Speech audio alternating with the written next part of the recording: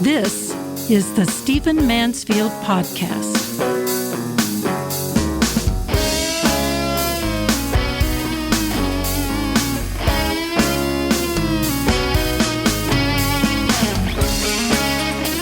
Well, welcome to the Stephen Mansfield Podcast. Great to have you with us, where we look at our times through the lens of faith and leadership, character, and history. We're going to do something completely different today, something we've never done before.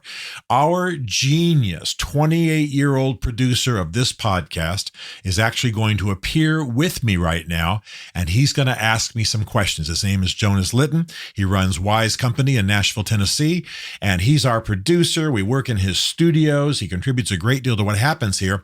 And he said to me, I've got some questions for you. I'm going to fire at you. And I said, come on the show, man. Let's do it together. So Jonas, take us there. Well, I'm honored to be here. That is quite the introduction. We'll see how much I can live up to it. But so I think you've done a couple episodes now. Well, you did a pre-election episode that sparked a lot of questions for me, and then you did a post-election breakdown, and there was some very fascinating stats in that.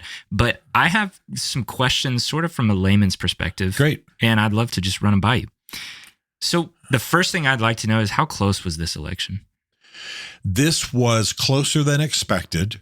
Let me give you some math. Not that I want to be too much the policy wonk, but when we say that numbers or a poll is within the margin of error, that's usually 3.5%. So the total of 3.5% left, right, that's within the margin of error. But Trump is winning outside the margin of error. So this is not the greatest electoral victory in American history by far, but it's substantial. In fact, you'll notice in the press, we're not having any debates about, election interference or, misdealings, because the margin is pretty sizable. So I don't know where it's going to rank in American history, but it's substantial. It's definitive. I don't think you'll see anybody, unless there's video of somebody setting Trump ballots to fire or setting Kamala Harris ballots to fire, and I don't think we'll see that. I don't think there's going to be any argument about the definitiveness of this election. So I would say on a scale of 1 to 10, 10 being, man, the greatest gaps, the greatest victory ever, this is about a 7. Okay. Yeah, because I saw the electoral numbers, and I don't really know how to. They were both. They weren't too far off, right? And so I guess that was what I'd be curious about is, are those electoral numbers really close, or was that an average? No, that's not near as close as it could be. When I walked out of my house this morning, she had about 230. He had about 277. That's a significant gap. Gotcha. You've had people be much, much closer, and of course, it's likely. I'm not hedging my bets, but it's likely that Trump's going to see more electoral college votes when we don't have any reason to believe Kamala Harris is going to see any more. So this could even be a bigger gap. So it's significant without being, a Ronald Reagan level of absolute decimation of his opponent, that kind of thing. So that's where we are. We've certainly had races far, far tighter. I've mentioned on the air before, maybe you heard, of course you've heard, that in the Kennedy-Nixon campaign, it came down to 2 votes per precinct nationwide on average. We're far, far, far from that. There's no challenge. This is definitive. This is a decisive victory that's just shy of a trouncing. Okay. And in your last episode, so speaking of all this and of all the electoral votes, in your last episode, or 2 episodes ago, you explained the purpose and the process of the Electoral College. And as many times as I hear this explained, it still leaves me with questions. If the Electoral College decides the vote, why do we still lean so heavily on a popular vote? What does that actually do for the election? The Electoral College represents geography more than it just represents a total number of people. So if you live in, out in the sticks in Kansas, a candidate at least had to come somewhere near you, at least had to talk about, let's say you're a wheat farmer, at least had to talk about wheat farmers, at least had to talk about rural schools and their budgeting. You follow what I mean? In other words, otherwise, you can take about 8, I've said this before on the air, you can take about 8 large cities, and if it was only the popular vote, a candidate could just win those 8 large cities and they'd win the country. But you don't want that. You want guys in the oil fields in Texas to be represented. You want wheat farmers in Kansas to be represented. You want et cetera, et cetera. So essentially, it's 2 different things. The popular vote is just total numbers of people, however you get them, from wherever you get them. And if it's 6 cities and you win, great. The Electoral College makes the candidates think about every segment of people all across the geography of America. Otherwise, quite frankly, we wouldn't really even be talking about Oklahoma and Kansas and Nebraska. We can win the whole thing just by winning some cities if we're only talking about the popular vote. So you've heard me say before that I think this is one of the genius factors of the founding fathers. They didn't want just a dictatorship of the people. That sounds terrible because we talk about ourselves like we're democracy. They were concerned that a small elite segment of urban dwellers could determine all presidential elections and screw the rest of the country. And that's what the Electoral College prevents, which is why I'm in favor of it. Right. Now, the Electoral College does not have to vote the way that their territory votes. In some states they do. The states require that they vote as directed. And in a few states they don't. But it's never been an issue. We've never had an election thrown by rogue electors. So I think we're okay. I would be in favor, by the way, of all electors in all states required to vote the way directed by the voters. That makes sense to me. It does. Yeah. It does. Otherwise, you're going to have rogue people and they take off. Mm-hmm. But it was seen as kind of a preventative and an emergency of the moment. They could switch their vote if they needed to, if who knows what that might be about. I think that's a little dangerous, but thank God in American history, it's not been an issue yet. Okay. Well, then that sort of breaks down the argument that the popular vote is useless. Like obviously it's a great statistic. We want to know where people are landing when the entire nation is voting, but but the Electoral College is pretty connected to the popular vote. Yeah, and I'll say in this election, and you know that I'm not a huge fan of Donald Trump. I mean, I'm not going to say how I voted, but I'm not a huge fan of his, and I've said that before on the air. But Donald Trump won because he had a broader appeal to blue collar America. And Kamala Harris, not only a woman, but a woman of color, which obviously I'm thrilled with. You know that I've got a very, very ethnically diverse family. But in America, that may not relate as well. She's also a California liberal, Mm-hmm. So what is the farmer in Oklahoma thinking? What's the oil patch guy in North Texas thinking? They relate to Trump. They don't relate as much to her. And it is about geography. It is about socioeconomic level. It is about relating to people of color. It is about relating to women. I'm just saying honestly, the guy goes, and I don't mean to be insulting about Baptists, but the guy who goes to First Baptist in a West Texas town is possibly less interested in a female president. It's just reality. Mm-hmm. So Trump appealed geographically more broadly than she did. Now he won the popular vote too, but he also had to win the electoral vote, and that, in my opinion, was good for the country. And again, I'm not trying to push Trump. I'm just saying he had to appeal broadly. He did, and he won. She had to appeal broadly. She didn't, right? Mm-hmm. And when the average guy in Midwest America heard about her, paying for transgender surgeries in prison, you can imagine how they lost their mind and say, "No way with this woman." Sure. Trump, on the other hand, had to reach those same people.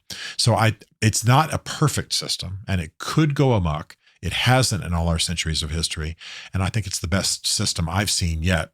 In France, if you had a popular vote, a guy could win 2 cities and take the country. Mm-hmm. And that's not the best for the average guy living out there, in the rural areas, which is a lot of France, by the way. So I think we've got a good system, but it can always be tweaked, and I'm all for amendments to make it better. Cool. Makes sense. How did Trump do with the swing states? Were you surprised in the results of that? Yeah, that was a big unknown, and he took the majority of them. Mm-hmm. So, again, the stealth Trump voter showed up even in those states. We didn't know for sure. For example, one of the things that's been a little bit of humor in this election is that the Amish showed up for Trump. Well, the Amish don't even always vote, right? But probably some elders said, "Let's go." And so you literally have cameras following members of the Amish faith, getting out of the... That actually happened? Actually, no, you can see it on YouTube. Wow. Yeah, look up Amish and voting and election day or whatever. They're leaving the polling station, getting in their buggies and going back to their farms. They turned out for Trump. Well, who could have guessed that? Right. But again, Kamala Harris scared them. And I'm not taking sides as I say that. That's what the exit polls show. So in the swing states, and of course I'm mentioning the Amish because we're talking about Pennsylvania, in the swing states, it was hard to know, which is, by the way, why they're swing states. We don't know exactly what's going to happen. And again, Trump mobilized people who often stay home. And that was exactly, by the way, what happened in 2016. If you were paying attention in 2016 to the election, you know that everybody that night were like, "Oh my God, he's going to win." It was not expected. But people showed up who weren't on the radar. Right. And that's what happened in this election too. Even though we have a smaller total number of people voting, we still mobilize people to keep their heads down and don't talk to pollsters. Yeah. Gosh, that's fascinating. How was Trump able to run amidst the federal charges against him? He successfully positioned those prosecutions as politically motivated. And quick preemptive question. Sure. Legally, he can do that. Is that true? What you're asking me, Jonas, is can he lie? And the answer is yes. Well, sorry, legally, can he run if he has federal charges against him? At a certain level, yes. Now, if he'd committed murder, no. Okay. If he'd served prison time, no. But these are still under appeal. Most of them are misdemeanors, and so I'm certainly not being an apologist for him. Mm-hmm. And so it was now, once that was decided, once that was the legal status, it then was a matter of him convincing the voters that this wasn't a big deal. And if you look at the popularity polls, Nancy Pelosi, Schumer, these people aren't liked. They're just declining in popularity. They're older. They're seen by middle America as kind of the problem, the elites that are destroying America, what have you. And so he convinced them that these prosecutions and convictions were politically motivated. And there are a lot of experts saying this morning they actually helped him. In the same way that when there was that assassination attempt and he came up with blood on his face saying, Right. fight, fight, fight. I mean, I don't want to see anybody else, any other political candidate ever shot at in American history. But if they respond the way Trump did, if they are shot at, it does nothing but help them. So it's all part of the same thing. He's a quick packager, and he convinced middle America that the elites were after him. And that's why it didn't seem to be much of an issue. It's something that all Kamala Harris voters were talking about, but nobody who voted for Donald Trump obviously considered it to be a big deal. Though by the way, he did break the law. He absolutely broke the law. And there are other trials yet to come unless they are suspended because he's president. That is so interesting. Okay, I'd like to jump into a maybe more personal take on this. So many people push back about Trump's character, and it's not uncommon to hear objections like, we just elected a federal criminal and a sex offender. Is this technically true? And if so, what do we do with this information?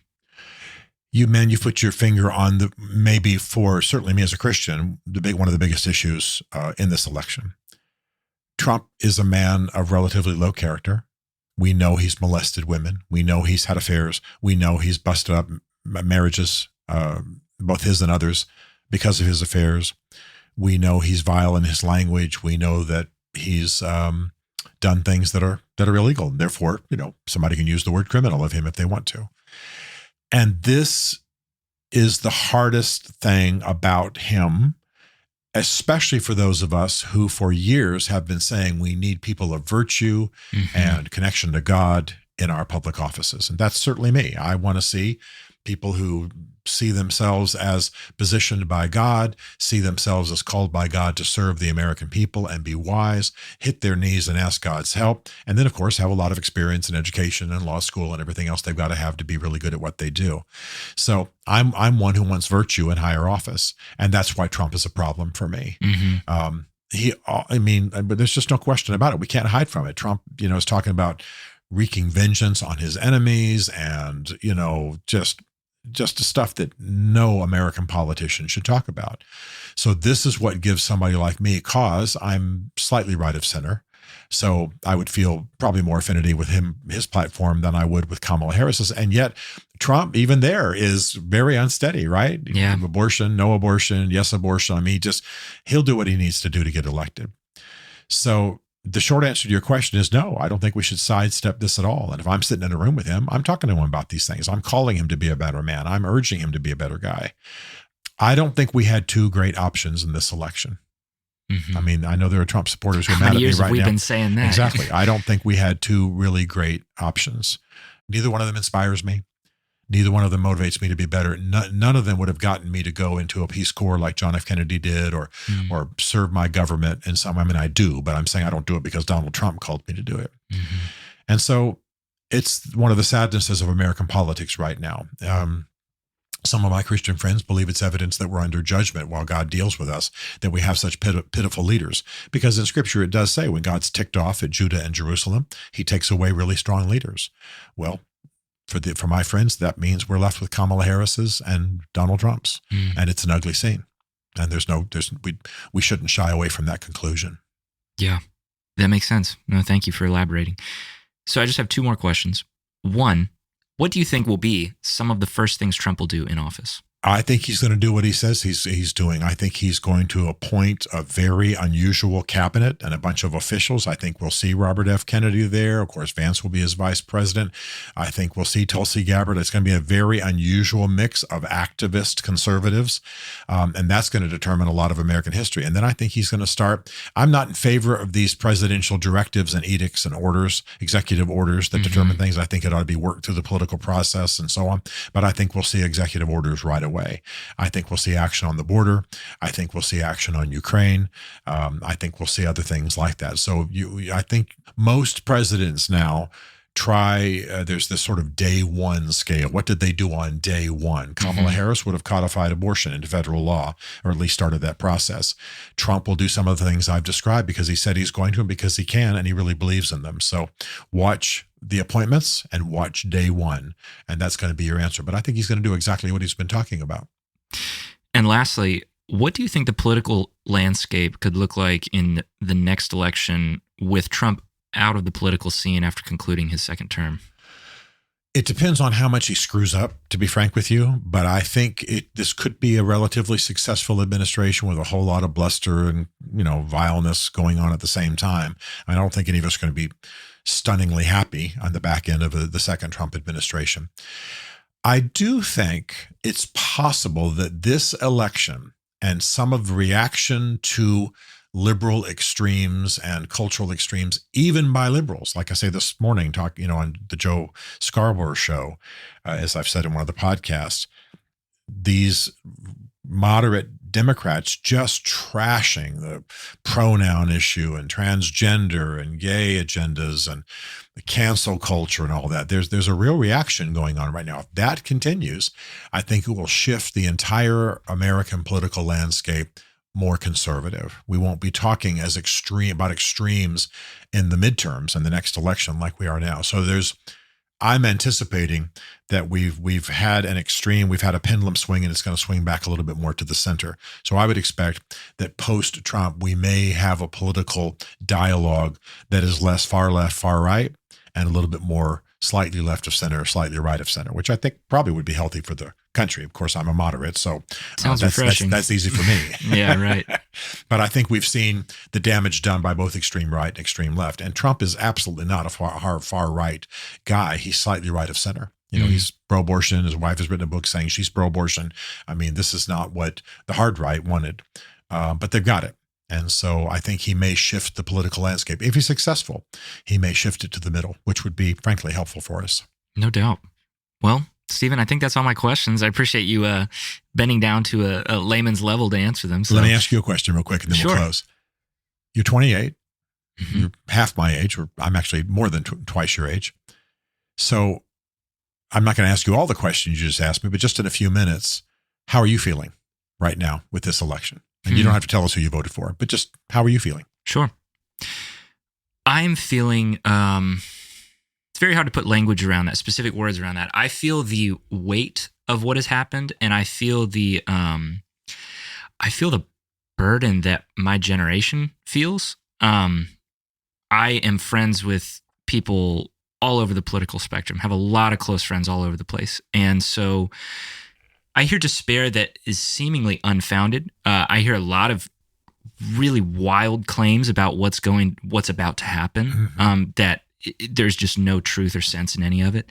But a lot of people are so fearful that they are believing these narratives that are being handed to them. And so I sort of feel the secondhand fear that they feel right now, and people my age feel.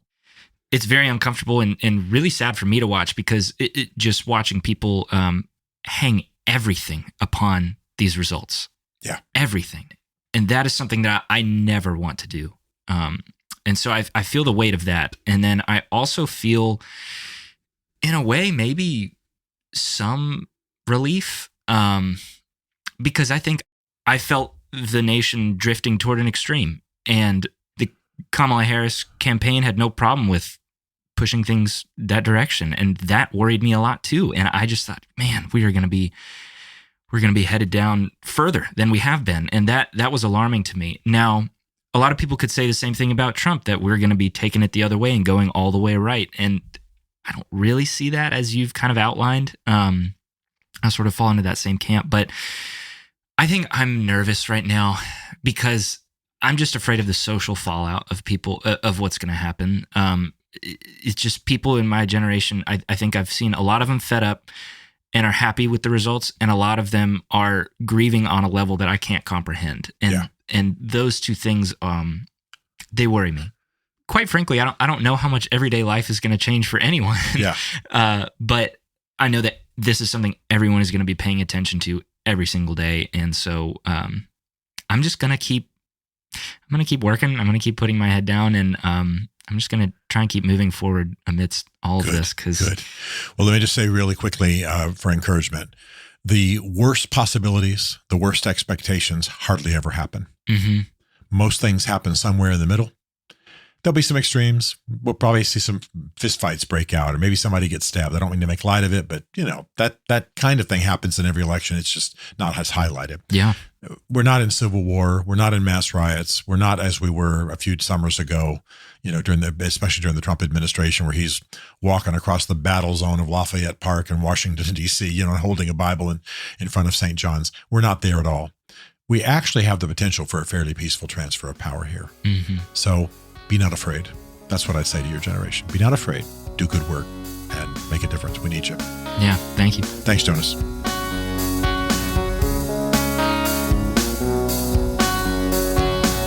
Stephen Mansfield is a New York Times best-selling author, a popular speaker, and a frequent faith and culture commentator in international media.